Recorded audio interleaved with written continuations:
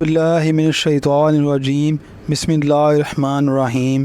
السلام علیکم، میرے یوٹیوب چینل پر آپ سبھی کو خوش آمدید۔ میں امید کرتا ہوں کہ اللہ تعالیٰ کے فضل و کرم سے آپ سبھی لوگ خیر و عافیت سے ہوں گے۔ تو شروع کرتے ہیں اللہ تعالیٰ کے ببرکت نام سے جو بڑا مہربان نہایت رحم کرنے والا ہے۔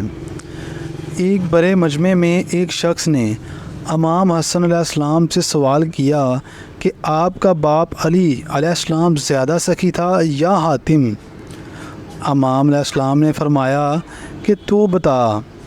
اس نے کہا گستاخی معاف، حاتم زیادہ سخی تھا۔ امام مسکرا کر فرماتے ہیں وجہ؟ اس بندے نے کہا حاتم تائی کے 40 دروازے تھے، فقیر پہلے دروازے سے خیرات لیتا، پھر دوسرے دروازے پر آ جاتا اور حاتم اسے بھی خیرات دیتا۔ اسی طرح وہ فقیر 40 دروازوں سے مانگتا رہتا اور حاتم دیتا رہتا۔ خدا کی قسم، مولا حسن کے چہرے پہ مسکراہٹ آئی اور فرمانے لگے تعریف کر رہا ہے یا شکایت؟ اس نے کہا مولا آپ کیا فرماتے ہیں؟